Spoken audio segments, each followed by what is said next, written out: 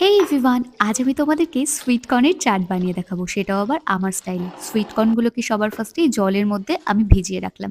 তার মধ্যেই আমার আরও কিছু কাজ বাকি আছে, সেটাই আমি করে নিচ্ছি। পেঁয়াজগুলোকে একদম ছোট ছোট করে টুকরো করে নিয়েছি, ধনিয়া পাতাগুলোকেও আমি এরকম ছোট্ট ছোট্ট করে টুকরো করে নিলাম।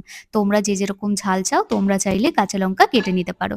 আমি এখানে 3টে কাঁচা লঙ্কা কেটে সাইড করে রেখে দিয়েছি। এবার আমি ফ্রাইং প্যানে কিছুটা জল অ্যাড করে এর মধ্যে সুইট কর্নগুলোকে দিয়ে দেবো। দিয়ে হালকা একটু লবণ দিয়ে কিছুক্ষণ কিন্তু এটা সিদ্ধ করে নিতে হবে। সিদ্ধ হয়ে গেলেই তোমরা একটা ছাঁকনিতে এরকমভাবে ছেঁকে নেবে। দেন কড়াইতে দেবে একটু সাদা তেল আর একটু বাটার। পুরো রান্নাটা বাটার দিয়ে করলে বেশ ভালো হয়। বাট বাবা যেহেতু ডায়েট করে আর এটা ডায়েটের রাত্রিবেলার ডিনার, তাই আমি বেশি বাটার অ্যাড করিনি। এখানে হালকা একটু লবণ দিয়ে হালকা নেড়ে চেড়ে আমি এটাকে নামিয়ে এরপর নিজেদের স্বাদ মতো পাতিলেবুর রস, চাট মশলা আর একটু লঙ্কার গুঁড়ো আর কাঁচা পেঁয়াজ আর ধনেপাতা, লঙ্কা কুচি সব দিয়ে অ্যাড করে নিলেই রেডি সুইট কর্নের চাট।